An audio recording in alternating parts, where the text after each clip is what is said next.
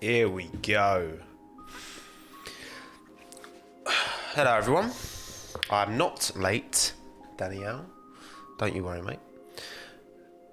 What's good, people? How we doing? Welcome to the stream. How we doing? How are we doing? Are we well? Hello, Mega. Hello, Ada, Raquel, Callum. Another Callum. Jai, Jack. Hiyoko, Adam, Nishant, Vineet, TSB, RD, Slippy, Lucy, Ryan, good to see you, mate. Vian, Eternal, Rosaline, F1 Basti, Ruben, Marie, Raquel, Tom, Jay, Joel. What's good, everyone? How we doing? How are we? Hello, Retty. Good to see you, mate. Save me. How are we doing in terms of no F1 at the minute? We're like midway through the break, aren't we? Because we've had, this is the second weekend with no F1. There's no F1 next weekend, but then we've got Spa the weekend after. So we're like bang in the middle of the break. So I thought I'd jump on a little live stream today. I have nothing planned for this as such. It is much more just basically have a chat, really. See what kind of, discuss what's been discussed and talked about. There's a few little talking points I think we can delve into. Did I watch the football yesterday? I've seen the highlights of most of the games, Peter, but West Ham weren't playing, so I'm not overly. I mean, I still try and watch all the highlights of the Premier League, but obviously when West Ham play, we're playing today. I can't even remember. Yeah, we're playing Newcastle in an hour. How are you, man? Hopefully we'll win that. Hello, Ika. Good to see you, mate. Hello, Drew Seth. Thoughts on United? I mean, they look very good. But we're not here to talk about football. But they do look very good. Worryingly good. So, yeah, I mean, I'm just going to basically just look at the live chat and see any questions that take my fancy. Merck have not announced Russell. KPC, that is a lie. Yeah, sad about Gerd Müller as well. Legend of the game. Right. Do you think Stroll could actually go to Merck and Russell to Aston Martin? No. No. That's Jacques Villeneuve just making stuff up like he does. I swear, man. That guy comes out with the maddest things. Of course you can, Brandon. Shout out Brandon Ferris. Welcome, mate. Minton should be here. Minton's in the other room. I might bring him in later. Opinion on Mazepin. I think he has improved greatly since the first race, and I don't really get why people hate him so much since he crashed less than all the other rookies this season. Well, obviously we know why. A lot of the anti-Mazepin sentiment exists, and it's nothing to do with what happened on track. It's all to do with what happened before the season started. That's obviously why. And I mean, I don't like the guy, so I've said that before, I'll say it again. And have his performances improved greatly? I mean, he was spinning more at the start of the season. He's been spinning less recently. Yes, he was close to Mick in Silverstone, but I feel like that's the only race where he's been close to Mick at all. So yeah, he's still, again, if he was up against like a seasoned veteran teammate and he was getting on average beaten as consistently as he is, you'd be like, okay. But Mick's a rookie as well, so I don't think there's an excuse. But yeah.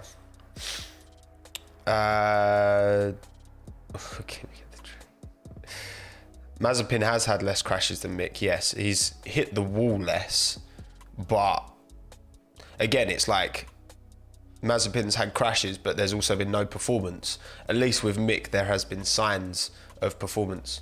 Although Mick crashing in FP3 twice and missing quali is very bad. That is That is very bad.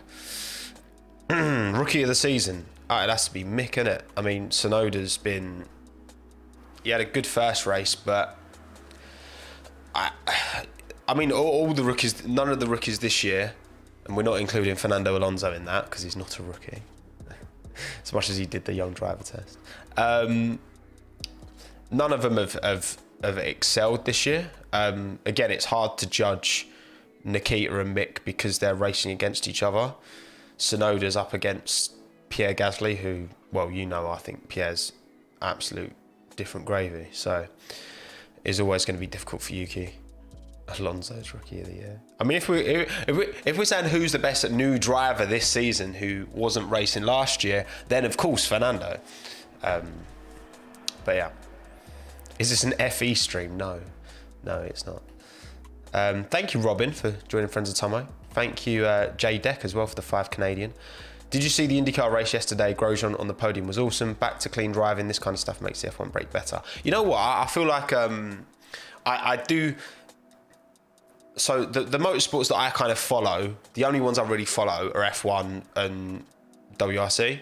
And even WRC, I don't follow it like that religiously. But I feel like if the next one that I'm most likely to start following is probably IndyCar. I think the cars look good. I think the racing's really good. I think the ability of the drivers is quality throughout the field.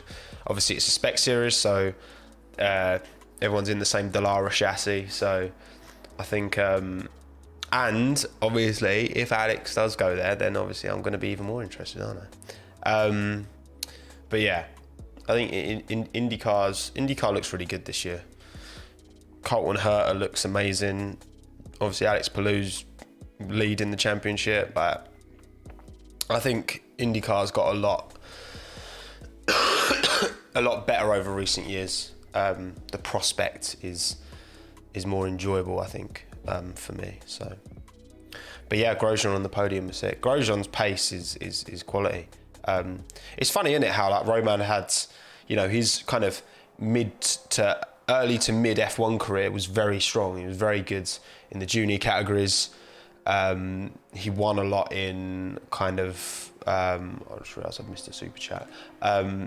He won a lot in like the Lotus. Well, not won a lot. He performed well a lot in the Lotus alongside Kimi. And then, yeah, that Haas experience towards the end kind of spoilt his legacy a bit, I think, which is sad. This is the waffle. What's coming out of my mouth right now? Hang on, I missed Ufra. Thank you, Elliot, for the 5 New Zealand dollars. Love a bit of New Zealand, me. Beautiful place. I feel the wrath of Team LH for ranking Lewis 5th. Look, 5th out of 20 isn't exactly a bad ranking, let's be real. He's in the top quarter. He's in the top 25%. I've said my piece on it. I think other people have had stronger seasons than Lewis. But yeah, it is what it is. But thank you for the dono, mate. I've upset so many fan bases in my time. Thank you, Rowney, for the 449, mate. From one Romford to another. Welcome to the stream, everyone. Thank you, buddy. Thank you, pal. I want to try and I'll probably do one next weekend as well, because there's no race next weekend either. So we'll see. Williams lineup 2021. I don't know. So, well, actually, should we talk about this Formula E news? Because it is actually kind of relevant. Hang on, let me just find on Twitter. It was Autosport were. There we go. Hang on. Right, let me just get my screen share sorted. Do this. Do this. There we go. Cool. So, J-Deck, I'm not even going to read what you've said out aloud because you just know that's not true. But thank you for the 5 Canadian. And thank you, Marcel, for the €5. Do you think there is a British bias in F1 media? especially the official channel could have a bit more international commentators / ex-drivers. I'll talk about that after this. But in short, yes. But I'll talk about it in a minute. I just want to talk about this first. So it appears that Mercedes might also be jumping ship from Formula E, which, and I'm not here, like, as much as I've gone on record saying I don't like Formula E, okay? It's not my cup of tea. It's fine. It's allowed to exist. It's just not for me. But obviously you've had quite a few constructors leaving at the end of this year. But Mercedes leaving, surely this gives some validity to the rumours that that De Vries might be joining Williams. Surely that gives some kind of validity to that suggestion, no? Or Van Dorn, obviously, but Van Dorn's kind of already had his opportunity. How old are De Vries and Van Dorn? Genuine question. How old are De Vries and Van Dorn? Because I actually don't know. 26 and 28. Okay, yeah. So, yeah, Van Dorn's reserve driver. I think Nick could do a good job. I mean, he did win F2. It wasn't the strongest field that year, and he did lose out to Russell, Norris, and Albon. I think he was 4th that year, wasn't he, in 2018? So, yeah. But I guess Mercedes, with that Williams relationship, I mean, Toto, I don't know if Toto still has his shares in Williams, because he did have shares in Williams, didn't he? He went from Williams to Mercedes, Toto. So there is obviously a strong relationship there. So it wouldn't surprise me, given this news now, it wouldn't surprise me at all. But he did win 2019 by a landslide. Yeah, it's true. He did convincingly win that year. The Rilton bought Toto's shares. Fair enough. I mean, I'm not, obviously it makes sense, vested interests elsewhere. You don't want to kind of do too much with that, do you? But yeah, it depends on, I mean, I guess. Good point, Lysander. If Nick does win the championship, and that's very, very close at the top, isn't it? Like 14 drivers can win Formula E, which is pretty mad. But I know a lot of that is to do with how they do the qualifying, right? So you get punished. If you do well in a race, you get punished for the next quali session, because then you go out earlier, and then you have to, like, the dirty track and all that stuff. So yeah, it's not ideal. But yeah, I think I could definitely see De Vries in one of those seats. I still think Bottas would make the most sense, because then it's a straight swap. But at the same time, it depends. If Williams don't really have anyone, like Aitken's not going to get that seat. Obviously Tictum's already departed from the. I mean, imagine if Nassani got it. Imagine the scenes if Nassani actually got the seat. That would be hilarious. I mean, I think it helps Latifi's cause, but I don't know. I think it's there's a lot of options for Williams. I know there's been talk of, like, obviously Hulkenberg, Kvyat as well, bringing them back in. It's like a steady pair of hands. The thing is, we've got to remember that these are all new cars for everyone next year, so everyone's going to have to adjust. Like, honestly, I think, my last video about Gasly and Perez, I think Max is going to have to get used to a brand new car next year, as is every other driver. So I don't think necessarily, I think this is probably Gasly's best shot to get. Oh no, is my camera frozen? My camera's actually frozen, isn't it? Hang on a second. I'm pretty sure I've frozen in the corner.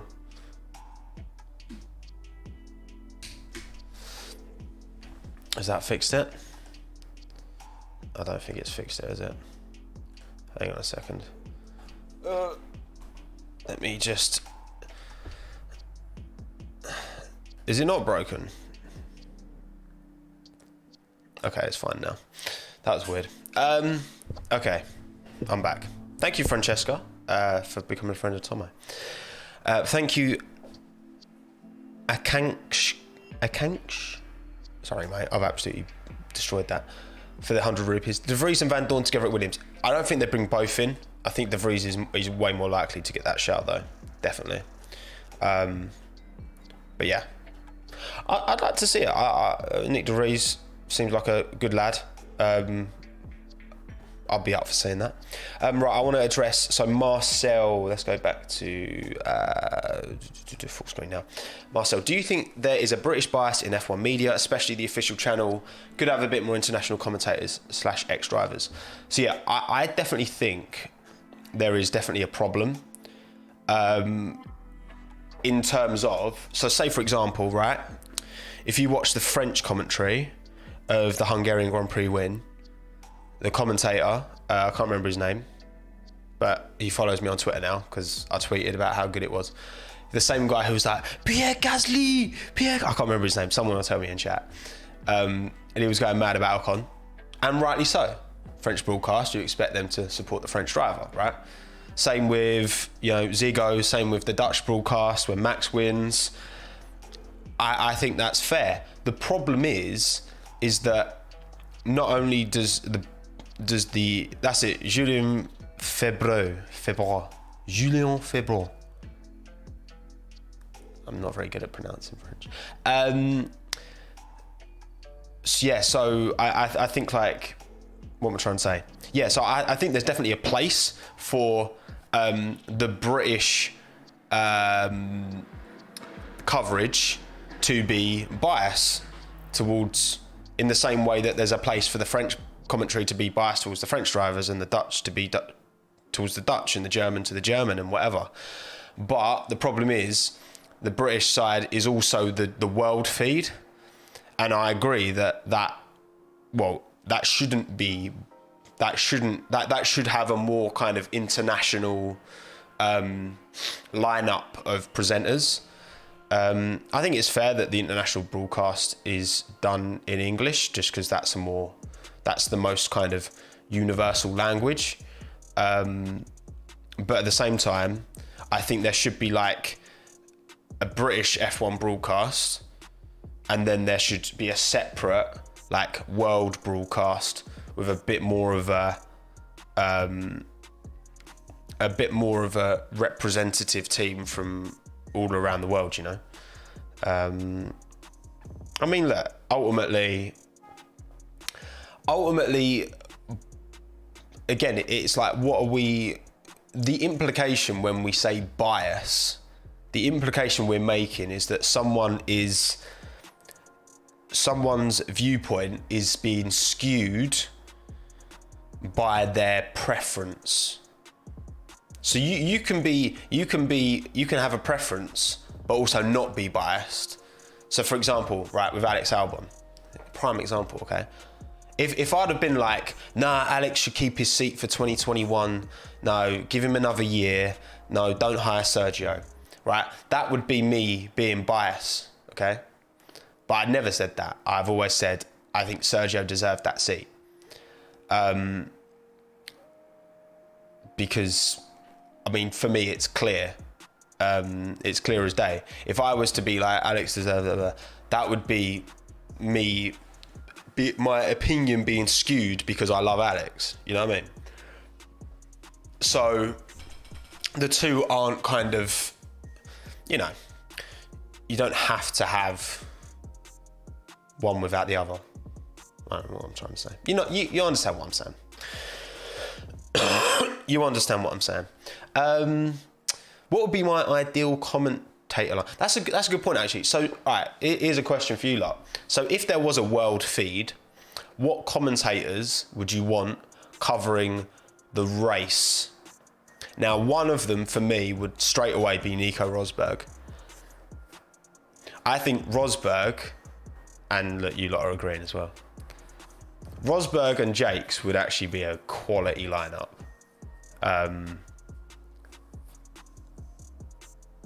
I could imagine them, because you need a, in the same way that where you got Brundle and Crofty, right?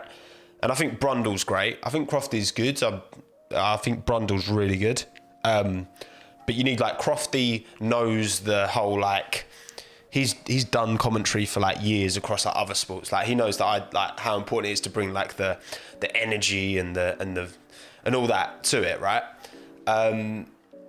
But you also need, and again, like look, Devesh, you've said Brundle is biased. I don't think Brundle's biased at all. But again, it's like, if you're going to call someone biased, is it just because they've been critical of your favourite driver, or are they actually being biased? You know what I mean? So that'd be like, again, say I love Esteban Ocon, right? For example, he's probably on the current grid, he's probably the driver I'm putting for the most. So if I see someone being critical of Ocon, am I just saying, oh, well, you're biased against Ocon? Or are they actually just being... People chuck that word around a lot, but I think a lot of the time as well, I'll be honest, I think a lot of the time, people who chuck that word around the most are themselves the most biased. So people who are like super fans of anyone, like the people out there who are like the super fans of whatever driver, Hamilton, Vettel, Verstappen, Norris, whatever, right? Doesn't matter who. I think there's an annoying subsection of fans who any kind of criticism is just like, no, you're biased. No, they're perfect. They've never done anything wrong. Maybe it comes from the fact that I mention this a lot, but I'm a West Ham fan. So I'm used to, I think there's too many fans out there who have been spoiled by their team / driver, right? So again, you talk about football, right? Like when people give me stick, give West Ham stick, like 9 times out of 10, I'm like, I agree, because we're not very good, because it's West Ham. But then you say that to like a Chelsea fan, a City fan, a United fan. Not all of you, I'm just saying, but some, okay? And then they're like, no, yeah, well, ratio, or like, oh, but we've won so many blah, blah, blah. It's like, no, just stop taking yourself so seriously. I think a lot of people take themselves too seriously. War Junior, mate, you're British talking about British bias. So War, what does that actually mean, though? What does that mean? I'm British talking about British bias. What do you mean by that? That's what I mean. I don't understand. Like, I'm an individual human being. I've got my own thoughts and feelings. But don't just, oh, no, bias. Just your bias. Like, actually engage some objective thinking. But I like to think I can see it clear, because I'm not coming from a place where I blindly defend every team or every driver that I support. When Alex punted off Daniel Kvyat last year, when he punted off Kevin Magnussen at Silverstone, I was like, that's fucking shit. Alex, you've done a bad job there, mate. And it's like, I'm not going to blindly defend a decision in the same way that I'm not going to blindly defend West Ham when they have a terrible game.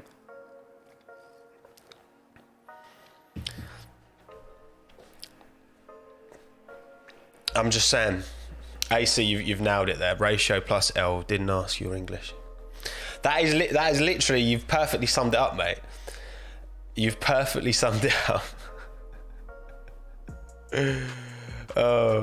But yeah, I just think, I think we all need to kind of, you're allowed to have again, I've got my favourite drivers, and, but I think we all need to at least make a concerted effort to try and take their, when we're looking at these instances, take away their names, okay? And just look at them as kind of, like when we're looking at crashes, for example, okay? You tell me, right, honestly, if you look at Verstappen Hamilton at Silverstone, okay, for example, I should Photoshop this and swap the cars around, right? I should take a still from that crash when they're about to come together, okay? I'm not saying who's crashed into who, I'm just saying when they come together, okay? And then switch the cars around.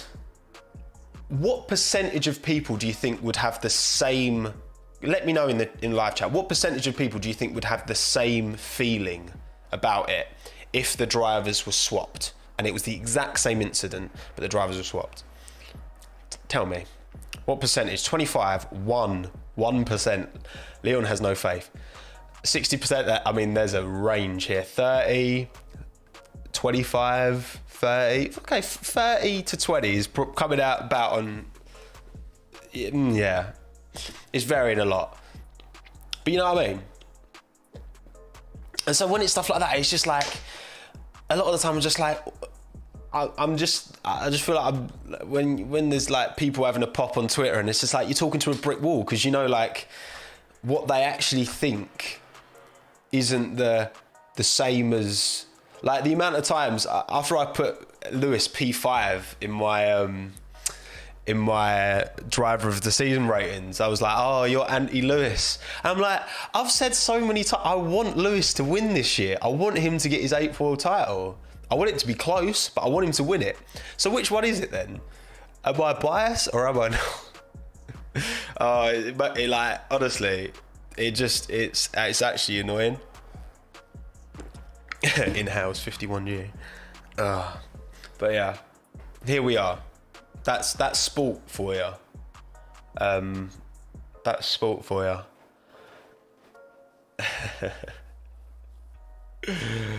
But yeah, that's what it is. What is this glass? It's like it's got cider in it, but it doesn't even look like cider. It looks brown. Into the light. There we go. I just got Bulmers. There we go. But yeah, this season has been crazy. I agree, Leon. Nick De Vries to Williams again. Neil already talked about at the start. I think that is going to happen now, given Mercedes are looking to leave Formula E by the sounds of it. I think it makes sense that De Vries would make that move. I hate beer, so yeah. So I'll never be drinking beer, unfortunately. Hello, Isaac. Welcome. Welcome. Joe Biden's ass. Albon to IndyCar. I mean, I don't think it's any coincidence that, I swear, like a few weeks ago, I saw some articles talking about, alluding to Albon potentially going to IndyCar, and then this weekend he's been at IndyCar. If you haven't seen, we were chilling with Grosjean for a bit. I don't think that's a coincidence. I wouldn't be surprised if he makes the move. But hey. Favourite football team outside the UK? Probably. I don't know. I've got a lot of European teams that I follow. I've been to see Ajax. I've been to see AC Milan. That's it in terms of outside of Europe games. But yeah, AC Milan bottled. As you know, they did win. They won 4-2 in the end, but they were 2-0 up and then it went 2-2. Anyway.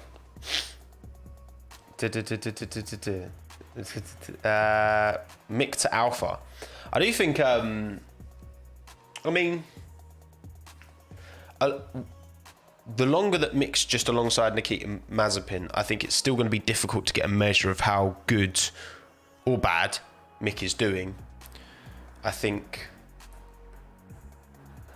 maybe I just don't know what Haas are going to be doing next year, and I still feel like that name's not going to be in the sport next year. It's already the Uralkali Haas Formula One team, so I don't know. You're going to Europe with West Ham this year. Hopefully, I'm going to try my best to get to an away West Ham match in Europe this year, as long as we don't get knocked out too quickly from Europa. Schwartz to Alpha, maybe. How's old? Let's get the old Formula 2. Let's get the old Formula 2 table up. The standings. Oh yeah, because actually this, hang on, let me screen share. I raced against him last weekend, and technically I didn't get overtaken by Liam Lawson because when I was on track, so I was doing a charity karting event with Motormouth, and Liam was there, and I was there with like Super GT, Jimmy, Ben, Matt, Hayden, Aldas. We were all there, and we all got put into teams. And I remember I was on track, and Liam was like, obviously he's in his full Red Bull gear, and he was like, obviously he was catching me up, duh. But he was getting close, and then he like went wide, and I don't know if he crashed, but he went onto the grass. So technically I was not overtaken by Liam Lawson. So he obviously saw the size of my head and was a bit, maybe he was a bit scared, and because he was like quite close behind me and when he went off. So yeah, technically. Right, yeah, so Piastri's winning. Joe, Schwartzman, so Bobby Schwartzman's up there. Yuri, Liam's down here. I mean, Liam's doing really well in DTM, but his F2 season hasn't been quite as fortuitous. Do I follow the DTM? I do actually. I've been following it this year for obvious reasons. I mean, it's more of just a GT series this year, isn't it? But we'll see. Yeah, obviously Porsche. I mean, the thing is, like, I know we're getting excited. I think, look, Oscar Piastri, this is his debut, his rookie year in F2, and he's winning. Like, that's mad impressive. I didn't mean any badness against Ticton, by the way. It's just the fact that obviously now that he's not part of Williams and he's literally said on record, I think Ticton should try and look for. Well, we know that Lundgaard, Lundgaard's down here. He had a Lundgaard was in IndyCar this weekend, wasn't he? I think that's the kind of options Dan needs to look for. I think because obviously he's not part of Williams anymore. But like Lawson is the real deal, like for sure. He's very good. But again, there's only 20 seats in F1, and only a fraction of those seats are available at any given year. So the chances of most of these making it are very unlikely. So I think as a racing driver, you've got to realistically. I was chatting to a guy actually at the karting thing. Young lad, like, had won in British F3 and all that, but I think, yeah, he was saying like he knows that F1 is, it doesn't matter how well he drives, like the chances of getting the money together, the sponsorship is in itself a huge hurdle, massive hurdle. Will Gasly go to Red Bull next year? I don't think he will, but I think he should stay at AlphaTauri for another year and see what happens. See where all the other teams stand. But I covered that in my latest video, so if you want to watch that, go for it. Do I follow Irish football? I don't, Brandon. I'm sorry. Never have done. Even though my surname is a Gaelic name, I've never been to Ireland. Who else is doing all right? Deruvala's having a bit of a tricky one, for sure. Lundgaard. Nassan is just not at the level, is he? Yeah.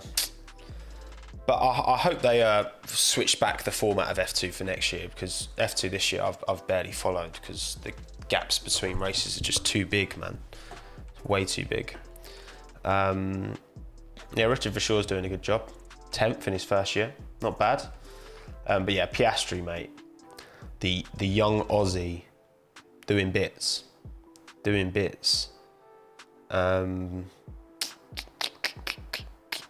Masani is what? Just don't. Masani's not good enough, is he? Not good enough for F1. But hey, he's got money, so yeah. Any ideas for upcoming guests for the Cool Down podcast. I've got like a long list of people that I want to bring in.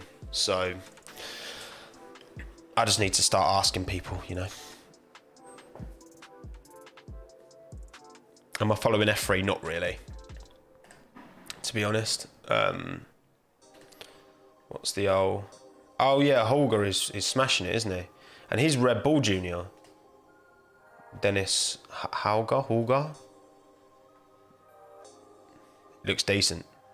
Hasn't he got really good hair as well?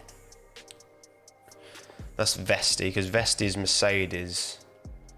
Frederick Vesti. Oh, cool boy's doing a good job. Arthur Leclerc. Not bad. Not bad. The other Schumacher. Logan. Man, Logan's down in P13. Damn. Logan had such a good year last year. He was right up there, wasn't he? Sharp end. That's a bit of a shame. That's where it goes, isn't it? Yeah, it sucks that Australia got cancelled. I don't know what we thinking is going to replace Australia, because that's still TBC, isn't it, on the old calendar. Where's it? Yeah, TBC. What we thinking? I've heard that we might be having two of these. 2 runs of the US Grand Prix, which I wouldn't hate. I wouldn't hate that, to be honest, because I don't mind. What I would, you know, what would be best if you ask me?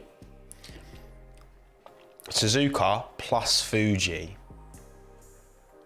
because then you all stay in the same country, keep in your bubble. Just go to Fuji. Qatar is a possible choice. Please no, please not Qatar. Malaysia would, Sepang obviously would be levels, but I'm just thinking realistically, if we're talking about like COVID, I think 2 races in the same country is the most likely thing, like the double Austria, and that's what goes against Sepang, is because it's in Malaysia, so different country, different rules. But if we're already going to Japan, for example, let's just stick Fuji in as well. That'd be sick. I love that. Or yeah, just do, yeah, Kota and then Nashville. Kota and then Indy. That would be sick. Thank you, Toby, mate, for the fiver. Who do you think will replace George? If George gets stabbed to Merck, I would love Jack Aitken, but my money is on De Vries. Yeah, I think it's going to be De Vries and... I don't know. De Vries and... See, when Joska Peter said they don't need paid drivers, but then said Latifi deserves a seat in F1, it was kind of like, but he's a paid driver, so which one is it? Actually, this reminded me of something I thought of earlier, actually. I'm good, thank you, Harrison. I'm good. So remind me of something, right? So, driver standings. Here we go. Now, let me know in the live chat, who do you think is a better racing driver? Antonio Giovinazzi or Nicholas Latifi? Let me know in the comments, not the comments, in the live chat to the right-hand side of this video.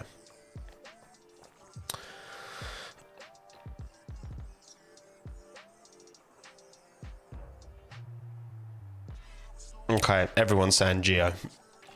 I'm actually surprised it's as much of a landslide in Gio's favour, to be fair. Okay, cool. So, most people think Gio. I'm not talking about Latifi's money, I'm just talking driver ability. To be fair, get rid of both. Aryan has no chill. Just get rid of them both. Okay, that's first question. Second question, which package overall is quicker, Alfa Romeo or Williams? Because obviously last year, the year before that, is clearly Alfa Romeo. But this year, I'm seeing more alphas.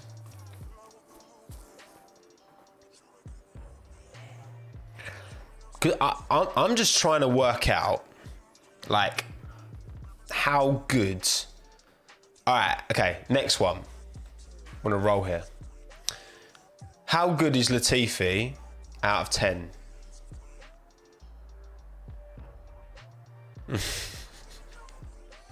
More spam. Ooh, okay. A lot of 6s. Which is... I mean, 10 is the perfect driver. 0 is Mahavir Raghunathan. So...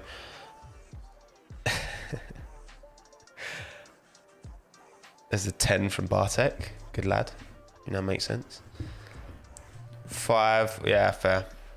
5, 6. I think 5, 6 is probably, because again, all of this, like, how good is George? How good is, you know, Latifi? How good is the Williams? It's all a relative conversation, right? I do think that George is performing at the ceiling of that Williams car, and he's dragging out performances. I think if you look at, you know, those 4 drivers, I think, yeah, probably George is the best right now, and Latifi is the worst, and then Kimi and Gio are in the middle. But again, at least he's funny. It's true. Well, look, Latifi came second in F2 and won races in that season. It wasn't the strongest field, granted, in Formula 2. I think since then, the F2 field has been stacked. It's been really, really good. And the year before that as well. But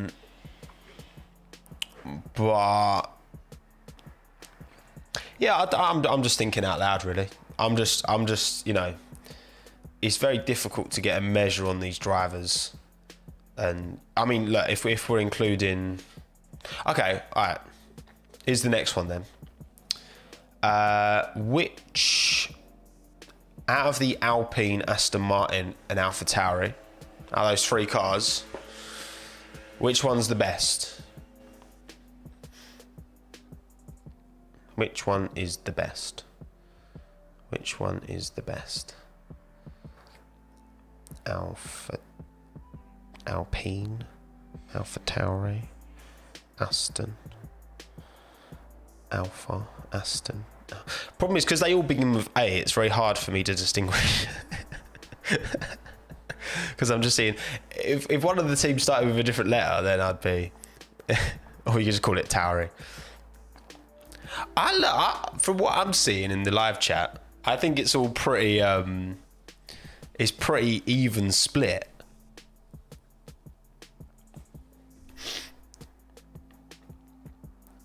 I think AlphaTauri is edging it in terms of, oh God, I just said edging it. You don't need to grow up.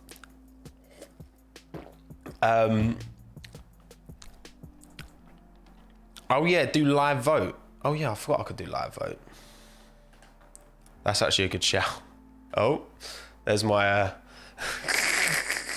This is the music that I have on. This is my little playlist. Right.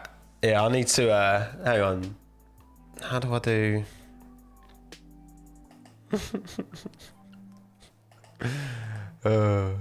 Right. Let's go main screen.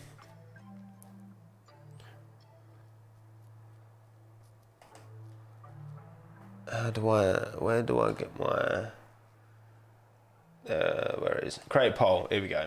Right. Which car is best? Alpine. Show your brother. It's just a playlist, God.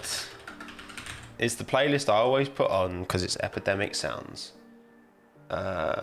AlphaTauri.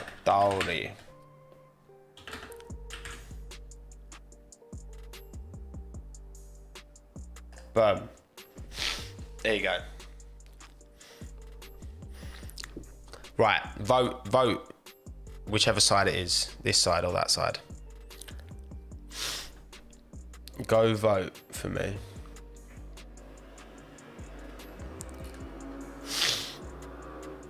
What are we saying? What are we saying? 60% of the vote is going to AlphaTauri. That's not what it looked like in the thing.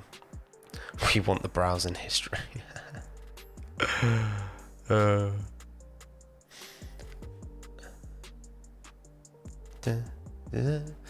Yeah. All right. So it's a convincing win for AlphaTauri there, but I'm guessing that's based off the fact that Pierre Gasly. Because I think when you compare the driver lineups of all three teams, Pierre Gasly is driving the best out of all six, and Tsunoda's driving the worst. Would you agree with that? Would you agree with that? Why are you not using daylight instead of softboxes? Because daylight is unpredictable. Cloud changes. Yeah, everyone's saying yes. So again, it's very much like, because we know, you know, Pierre's again top 6, 8 out of 10 race, 8 out of 11 races this year. You know, that's pretty mad. 58%. There you go. I mean, it still means like almost half of you don't think the AlphaTauri is the quickest car, which is interesting in itself as well. Stroll, best driver. No, Stroll's not doing worse than Tsunoda. Not this year, definitely not. You can't say that. Stroll's actually been, if we look at, hang on, let's go, just go on the Wikipedia for the,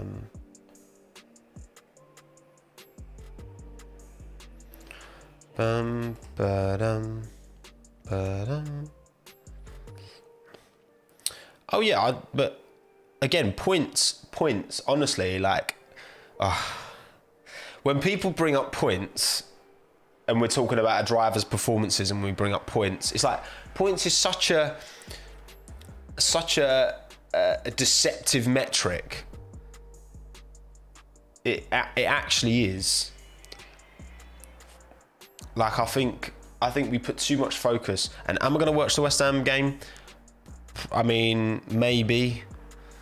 I'm not in a rush to, because honestly, it just makes me stressed. Right, hang on. Let me stick the screen share on again.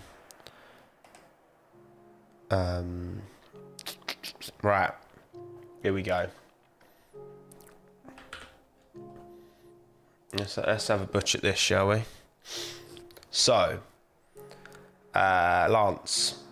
So 1, 2, 3, 4, 5, 6 points finishes this year.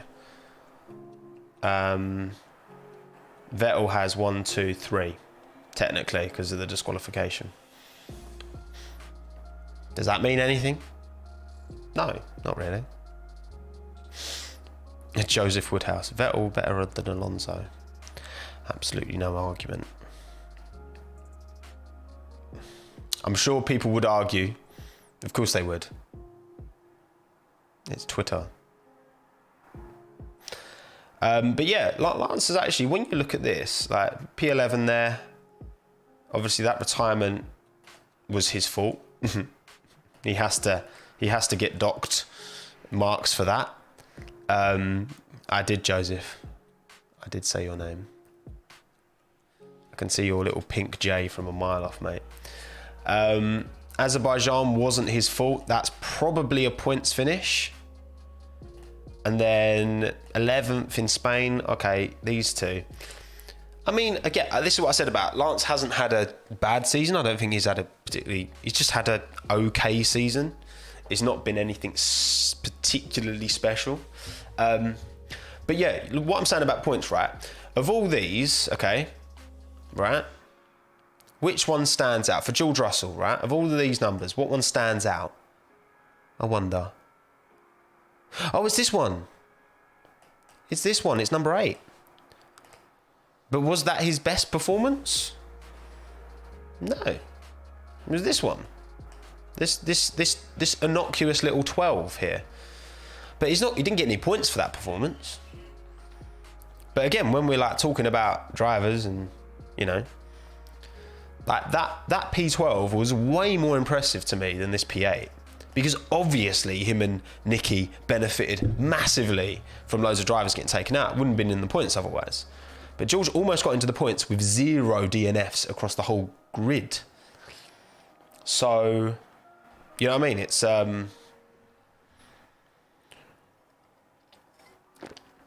what are people saying about Spa? Hang on. I don't like to repeat things without checking them.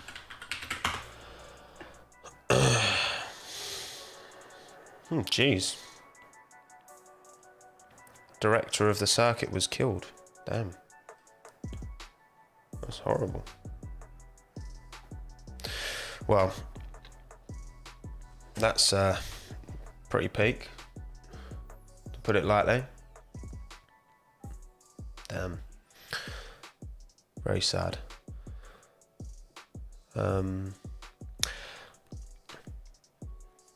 Yeah, I mean, look it up if you wanna.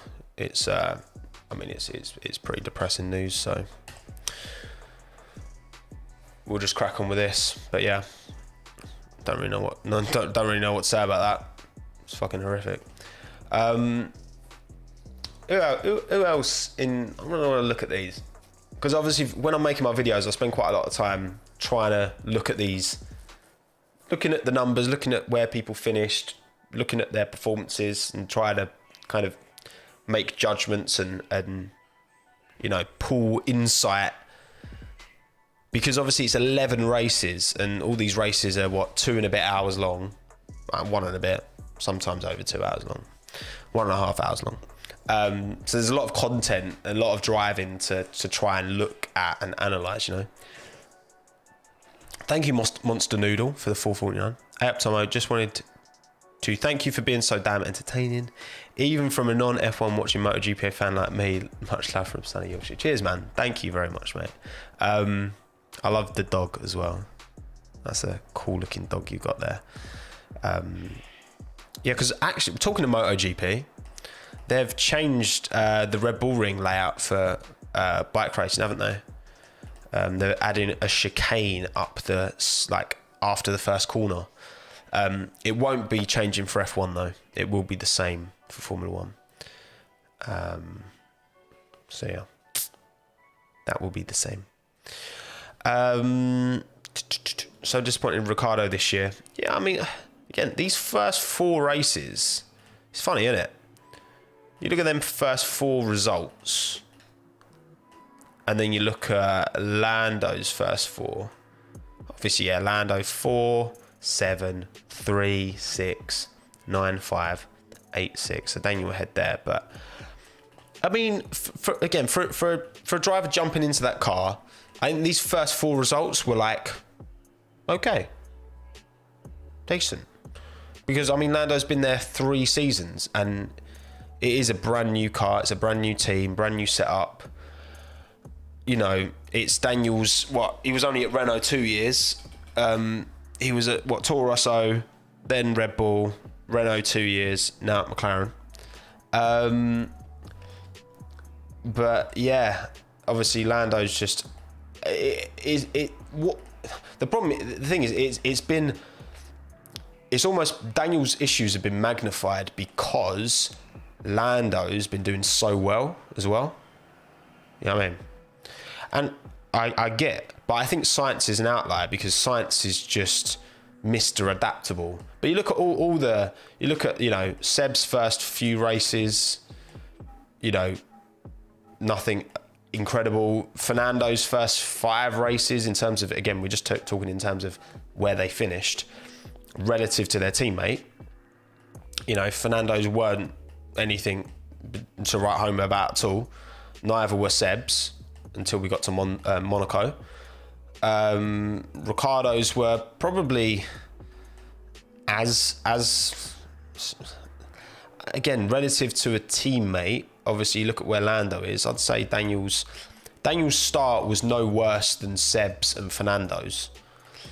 But then Seb and Fernando seemed to kick on and improve, whereas Daniel's kind of not really.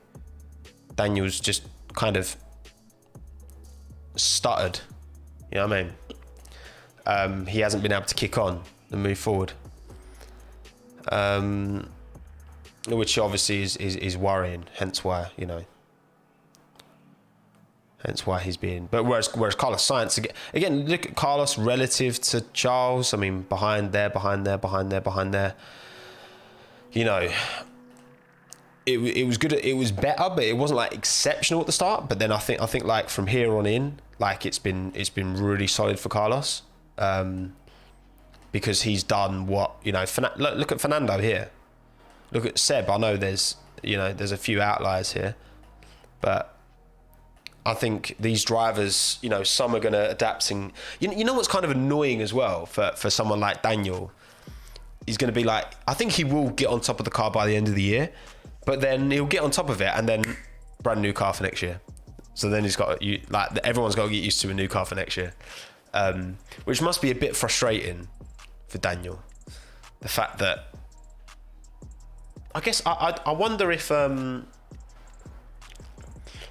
do wonder if that is going to affect how McLaren, like, how they manage Daniel's time, because obviously all of the time that they spend trying to get Daniel comfortable in this car is going to be not wasted, that's the wrong word, but compared to previous seasons, you know, him getting used to this car is great for this year, but there's going to be no carry on really moving forward. You know what I'm saying? And yes, I know West Ham are on in 5. I'll probably stick the game on later on, but I just get too stressed. Like, watch the Veloce video with Hungary, how mad I was getting about Esteban. I was just stressed the whole time, and it's like, I don't really enjoy sitting at home and watching West Ham on the telly. I love it in person. I love going to the games because the atmosphere, and it's like collective nerves. But when I'm just sat at home, I'm just too nervous, man. Honestly.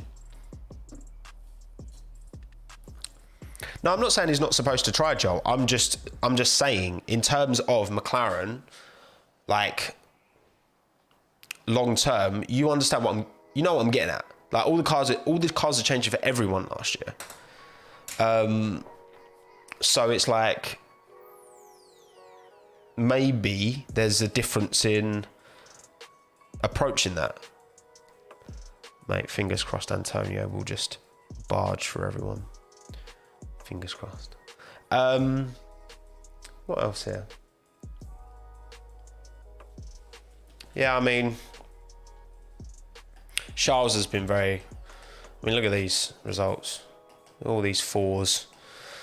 Obviously, France was dead for both Ferraris. That was clearly one of them where it's clearly a car issue for both drivers to be so far off.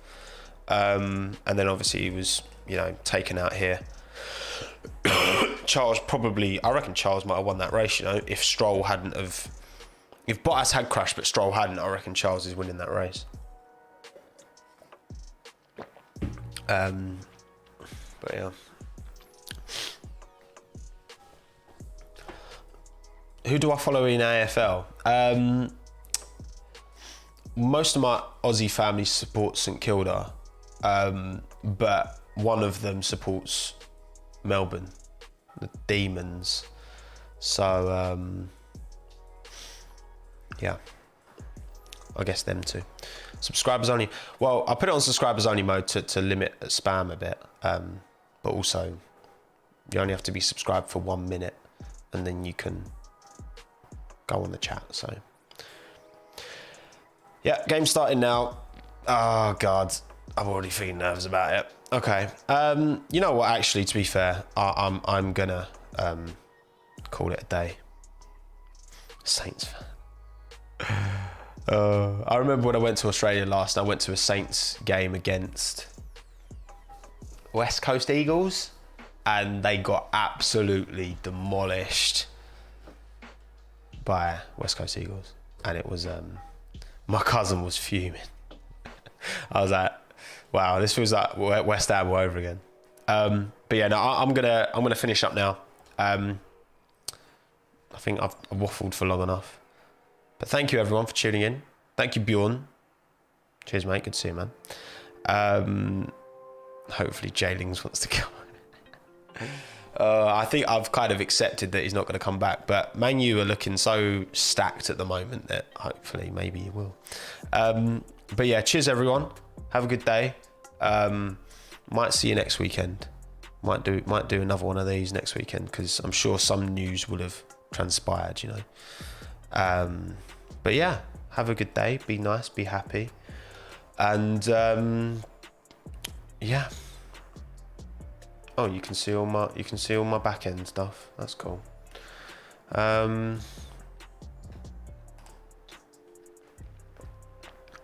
Goodbye. Bye. Bye. Goodbye. Bye.